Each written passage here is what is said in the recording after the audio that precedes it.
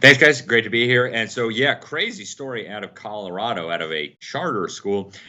They kicked a 12-year-old boy out of his class and persecuted him for having a Gadsden flag patch on his backpack. They actually claimed falsely that it was associated with racism. And so right away, this sparked a national scandal, went totally viral on Twitter, ended up getting picked up by a lot of major media outlets and sparked a major scandal. There was actually some video of the interaction of the mother and the child with some of the school administrators. I want to show you a little clip of that.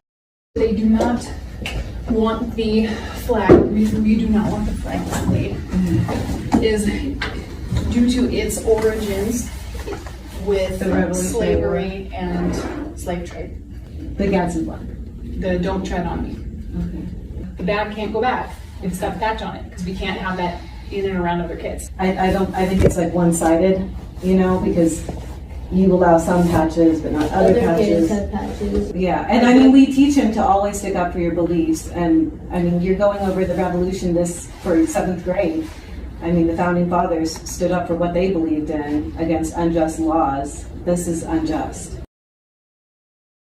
Yep, unjust indeed. Actually, since we originally wrote this story, the school board had an emergency meeting, their board of directors, and they actually put out a statement siding with young Jaden there. It says, from Vanguard's founding, we have proudly supported our Constitution, the Bill of Rights, and the ordered liberty that all Americans have enjoyed for almost 250 years. The Vanguard School recognizes the historical significance of the Gadsden flag and its place in history. This incident is an occasion for us to reaffirm our deep commitment to a classical education in support of these American principles. At this time, the Vanguard School Board and the district have informed the student's family that he may attend school with the Gadsden flag patch visible on his backpack. So that was really encouraging that they backed down so quickly, but it was only because this boy stood up, and it was only because it caused a scandal. Originally, the school officials told this boy and his mom that the flag was disruptive of the classroom environment because of its alleged association with slavery. Obviously, the flag has no association with slavery. It was among the most recognizable and popular patriot flags during our war for independence, and it remains very popular with conservatives, libertarians, constitutionalists, and just people in general who don't believe in tyranny.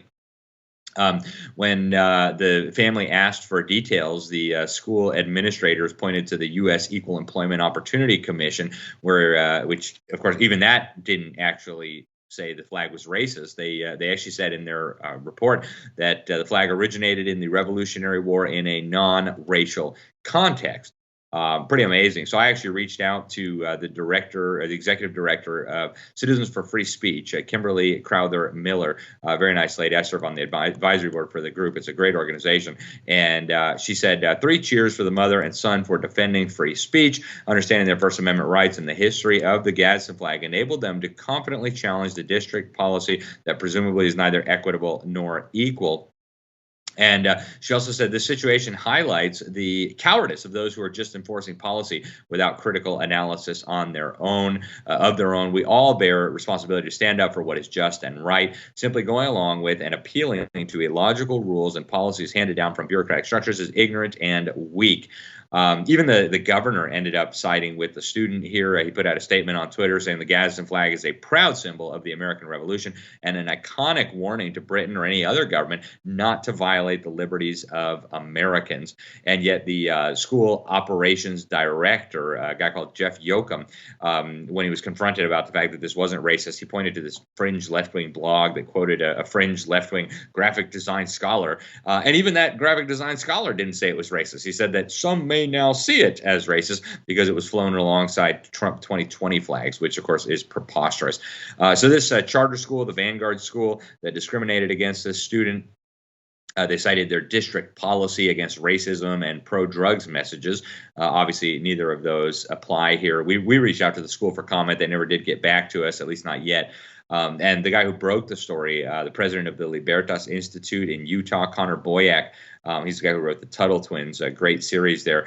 He put this out on X, used to be Twitter, and just went super duper viral. But folks, even though they did back down in this case, that was only because families stood up. And the reality is government indoctrination camps posing as educational institutions are becoming increasingly aggressive in their efforts to enforce compliance with their schemes and their progressive dogma. You've got children all across the nation who are in the crosshairs of these totalitarians. And unfortunately, lobbying school boards or creating more charter schools is not going to fix this problem. The only real option is to just have a mass exit from the system.